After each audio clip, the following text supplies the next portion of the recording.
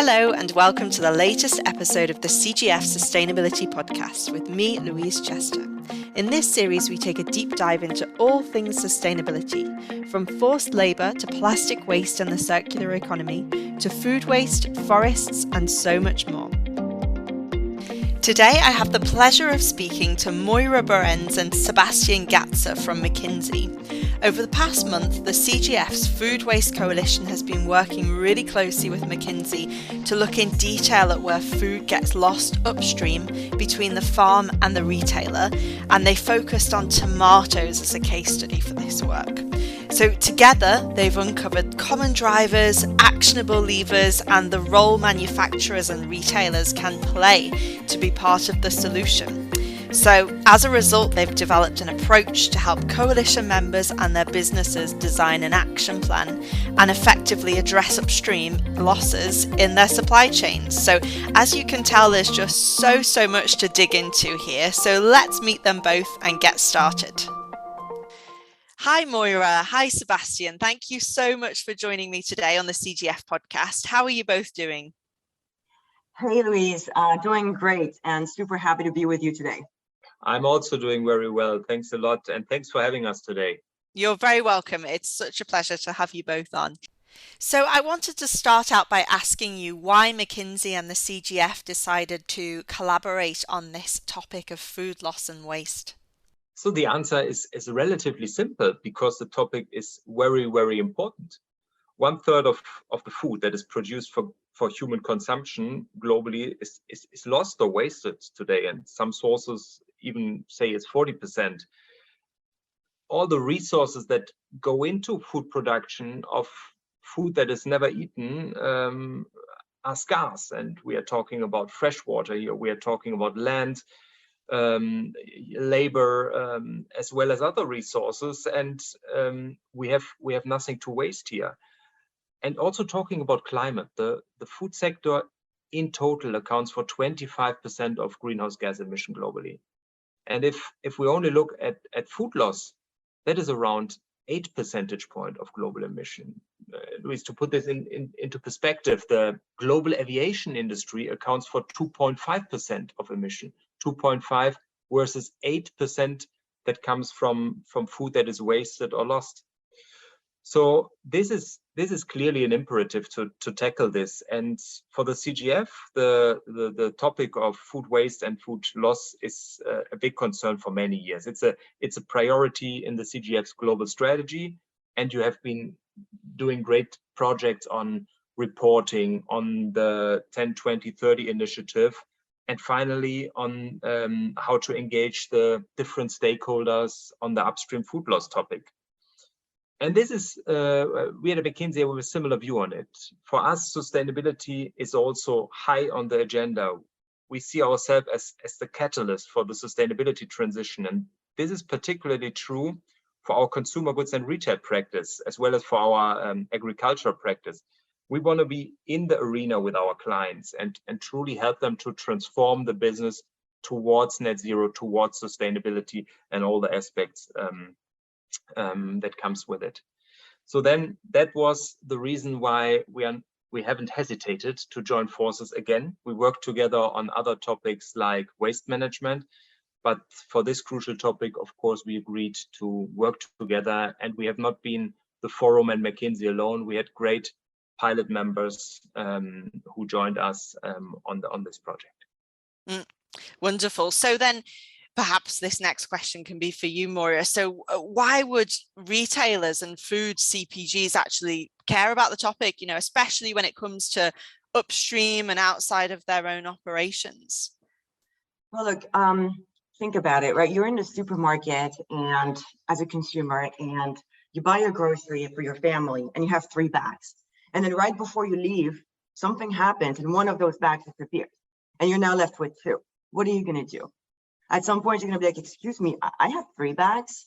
Now, if we put ourselves in the shoes of the retailers or the food manufacturers, this is what happens in their value chain. And that 3rd bag, half of it is actually lost upstream, right? Before it actually reaches their door. So when in your own supply chain, you're realizing that you're losing so much of the product, so much of the value, it's clear there's a huge opportunity.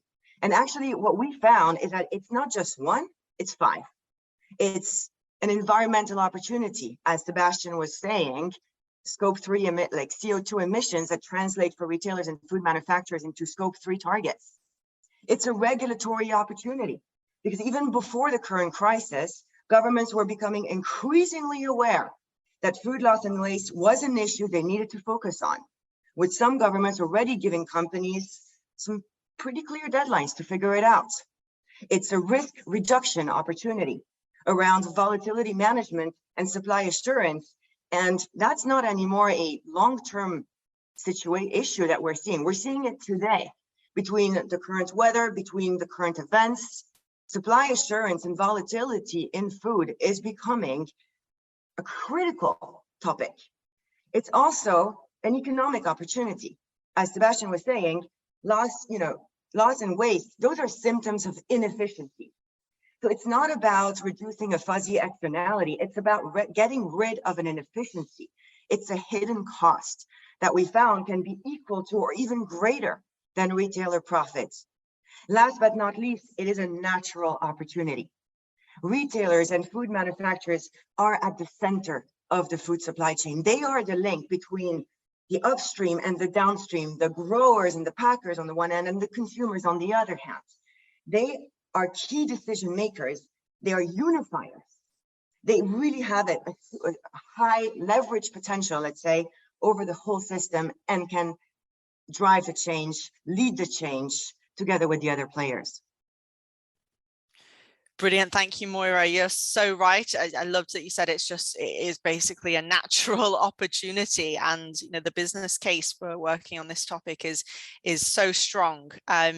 So my next question relates to key drivers, and I wondered whether you could talk a bit more about what the key drivers of loss actually are and the role that retailers and manufacturers play in driving these losses, and what actions do you think that they could really take to mitigate them? So I'll direct that question to both of you, whoever wants to answer first. Well, I'll give it a quick start. Look, there are several sets of drivers. Like, think about the weather, the pests, or the way we manufacture or farm the product. But what our research has found, what our collaboration has found, is that there's this big set of driver that we called cross-value chain drivers. And those drivers directly result from kind of the value chain interdependencies, right? How the different players work with each other, the decisions that are being made at different steps that may impact another one. And of course, the typical one is the specifications, like quality standards, that can lead to leaving product on the field, leaving products at the packaging. But it's also about the way we collaborate and coordinate on supply chain, right? Like how we match the supply and the demand, how much visibility each player has into the other one, and how this enables or not their planning and may lead to overproduction on the one end, lost product on the other. So there is this whole set of drivers that are really linked to how we work together, and these are the drivers that are the entry points for food manufacturers and retailers, because they can really realize, wait, 1 second, I can do things differently. There are decisions I can change. There are ways of working I can adapt, right? That can influence the whole chain. So from there, they can kind of start pulling on the whole thread. So what can they do? What we're seeing is really 3 big building blocks. One is, understand what's happening. Keyword transparency. Then once we have that, it's really like, okay, well, figure out based on your transparent position what you can do about it. And then finally enable the change. So when we're talking about improving transparency, I think we need to talk about the challenges, right? And the big challenges that you're going to have is that the estimates are initially going to be underestimated. Why? Because food loss is seen, but not necessarily perceived as an issue, because it's just the way we do business. It's just the way it's always been happening. So why is it a loss? Why is it a problem? And the second thing is, there is no real owner of the data. What we saw when we were collaborating with some of the CGF members is that we sometimes got rejection data. People were telling us, well, see, look, it's so small, we reject so little. Because they only had rejection data from one function, from one department in the organization. And they didn't know, they didn't realize that, okay, they had supply chain, but there was quality, there was store ops that had other data. So those are the kind of challenges that you will encounter as you put together this data, but it's still manageable, and it's still something, I mean, we've done it, right? So it's totally possible to put it together. The other thing, the other blockage that people will often encounter is that they will look for the perfect data. And that data does not exist. At least today, it is not possible to super precisely estimate how much exactly is lost, especially as you go up the value chain. But it doesn't matter. It doesn't matter whether you lose 1, 1.1, or 1.5 tomatoes. What matters is you lose 1, 10, or 100, and where do you lose it? So what we really encourage retailers and CPG manufacturers to do when they look for this data is find the directionally correct one, the one that enables you to move to action. And once you've done that, once you're ready to move to action, there are two things that you really need to keep in mind. The first one is, we've developed levers and themes to address food loss, but there is not one perfect combination that will be right for everyone. You will need to find the best fit for your context based on your hotspots and what you've mapped. Yeah. And the second big realization is some of those actions will require big shifts. It will require the players to work differently to better match supply and demand. And this will require much more communication and transparency. It will require changing the way we buy and sell, procurement and selling practices.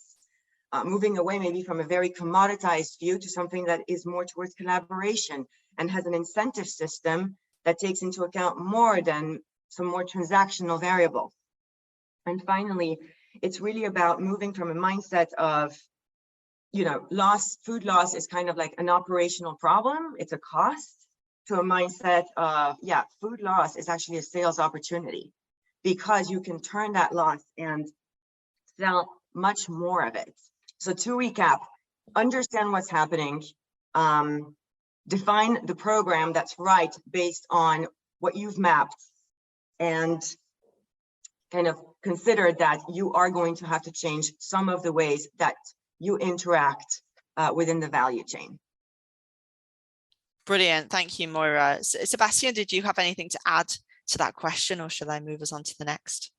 Louise, just to emphasize what Moira just said, a lot of initiatives that we currently see are focusing on downstream. That's the majority of initiatives, and it's the easier part. When we develop the lever toolbox for the upstream losses, these are very complex and often supply chain overarching levers. So there are no quick wins, but it's doable. And if, as Moira described, if you as a manufacturer or as a retailer define the right set of focus areas and levers for your company, you will see that you can make a huge step, and that it's going to be paying off in the short and the midterm.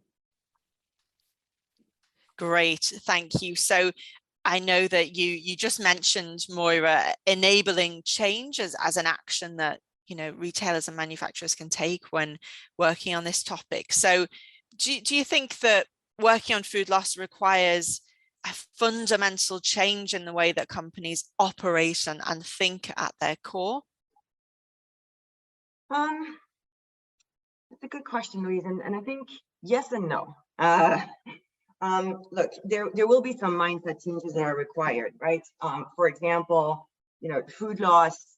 When you're in the food business, food loss is not just a subtopic of ESG that, by the way, only impacts some person somewhere very far away, right? It is really everyone's concern, and it is a reflection of inefficiencies in the system. And we repeat this a lot, but it's really important to understand that. That's, I think, one of the first big mindset shifts that needs to take place. It's really all of the functions need to be on board, procurement, supply chain, but also marketing and sales and R&D and manufacturing. And it's a cross-value chain problem, whereby today maybe the value chain sometimes tends to work into silos. They are going to have, this requires coordination. No single player can just fix food loss on their own. Right, so that's maybe the first big change. there will also be, within companies, governance is going to be a key topic. When we were talking with the food loss with the CGF Food Loss Coalition members, more than 2/3 were saying we don't have the right governance. Who is going to be in charge of fixing it? With whom? By when? How much? How will this be measured? So governance will definitely also need to be adapted. Again, with this mindset of food loss is not just a small topic that's one person's responsibility. But also it's not such a big shift in the way people are going to work, because if you think about it, reducing an inefficiency, that's basically taking out costs and then using what's left to create more growth. And that's what business do day in, day out, right? So what we're just telling them is just keep doing what you're doing, but think about food loss as part of what you're doing. Okay, so I think challenges is something we have already started to talk about, but I want us to dig into that a bit more. So what are the current gaps and perhaps roadblocks that you feel are preventing action on the topic? And no doubt about it's a challenge, but a challenge we need to tackle.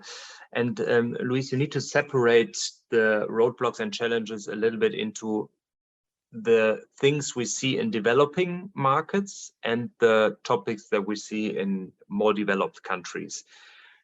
And I would simply say there are two types of roadblocks or unlocks. The first one is missing tools and capabilities, and Moira pointed out to the first of them, which is transparency. So we are not aware of where and how much loss we are having in the whole value chain.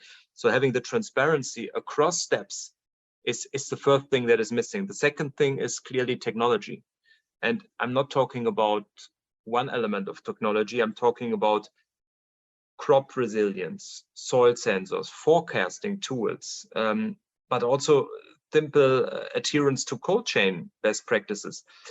Our team looked into the handling of nectarines, for example, and between top and medium performance in how you handle cold chains, there is a 10 percentage points in food loss. And this kind of having the right technology in different elements, in different aspects of the value chain is just crucial. And it's a roadblock because this technology and these tools are not available all over the production space. A third element is the supply chain planning aspect. We know that there are bullwhip effects. We know that the signals along the supply chains are not always accurate. Moving to a more integrated planning will help to match demand and supply so much better, avoid overproduction and food loss on the same side. This is something where alone we see a potential of 6 to 11 percentage points in improvement. The second element, beside the capabilities and tools that are missing, is indeed the answer to the question, how? How do I really tackle food loss? And when we talk to the members of the Consumer Goods Forum, 60% said there is no clear accountability. There is no clear incentive actually to reduce it. So having a clear strategy and a consistent approach to food loss is part of the answer. We also know that some are struggling to identify the business case. Some are arguing that if I reduce the post-harvest losses at the farmers, I'm just moving the problem elsewhere and I will have the losses. So there are some mindset and some operating model challenges and often a missing strategy to food loss. Thank you for sharing that, Sebastian. So my next question then, so if a retailer or packaged goods company, one of our members, wanted to get started on this tomorrow, how would you advise that they go about that? Look, as Sebastian was saying, right, this is a topic that can seem a bit challenging, and few have really challenged it already. Many feel it's a bit overwhelming, and are not sure where to start to have a real impact. But at the end of the day, Louise, it's a project. That's all it is, a project. So when we worked together with the team, with the CGF and their members, we went at it the same way we would do any other ambitious project. We use a structured approach. First thing first, we're not gonna try to solve everything. We're gonna take one category. We're gonna look at tomatoes. We took a pilot. And then from there, we started mapping, becoming, one of the words, the sentences that used to be said a lot was, be the tomato. Starting to map the value chain, understand what would happen to that tomato so that we can really start creating the baseline, understanding where the loss is happening, how much is happening, who has that information. From there, really kind of understand and engage to determine what the drivers are. And then we really try to push and have fact-based conversations to then define the levers and, more importantly, the programs based on the right set of measures based on the profile of the different pilot members we were working on, looking for the cost to act and the benefits. And then from there, it's all about moving into implementation, right? And look, we've been tackling other challenges before as a society, like think about digitalization, right? 10 years ago, people were wondering, oh my God, how in the world are we going to do this? And when, as Sebastian was saying previously, you set a clear vision. And when you just think about it as a normal project and you go at it in a very structured, fact-based approach with your ambition, everything is at our fingertips. The approaches, the structure, the tools, everything is there. So just treat it like a project. Very wise words there. Thank you. So my final question then is, been talking about taking action and moving forward on this. If we look to the future, how ready do you think our industry is to tackle this, and what momentum have you already seen happening? When I talk to chief sustainability officers or chief executives alike, I think the topic is now more on the radar than it has been in the past. So for me, the glass is clearly half full, and we will see acceleration in the next years to come. We have been working in the course of this joint effort with 8 retailers and manufacturers very closely. And seeing the commitment and the passion about the topic is clearly something which makes me quite positive that the industry is not only willing, but the industry will accelerate on the topic even more. And we will see that some champions are leading the pack there. But furthermore, there are so many decarbonization commitments out there now. So science-based targets have become the table stakes for grocers and for manufacturers alike. And Scope 3 is more and more the big thing that is going to be discussed, and food loss reduction clearly pays into it. So if you want to tackle your Scope 3 emission as a grocer across the food value chain, of course, food waste is something that needs to be on the agenda. And finally, I think the situation is really critical and tense, and the war in Ukraine has led to tremendous destruction in arable land. This is a nightmare, what's going on, and this has already huge impact on how we feed the world. The World Bank just forecasted that prices for food will increase by 20% globally this year. So from a geopolitical, from a sustainability and a social perspective, it's clear that we have nothing to waste or to lose anymore when it comes to food. So I think we will and we have to accelerate on the topic. Brilliant. Well, thank you so much to both of you. That has been a very content-rich and passionately delivered episode, and I think you really packed so much great information in there. So thank you for sharing your knowledge and shining a light on this important topic. As you said, I think food waste, and particularly working on upstream losses, is such a huge business opportunity for our industry to take action on. And I loved that Moira said something along the lines of just get started. It's consider it a project. So thank you so much to both of you. I think this episode will prove to be a very useful resource for our listeners. Thanks a lot. Thank you, Louise. Thanks a lot for having us. If you would like to find out more about the Consumer Goods Forum and our work on sustainability, you can visit our website at www.theconsumergoodsforum.com. If you enjoyed this episode, please do subscribe to the podcast for more episodes coming very soon. Thank you and bye for now.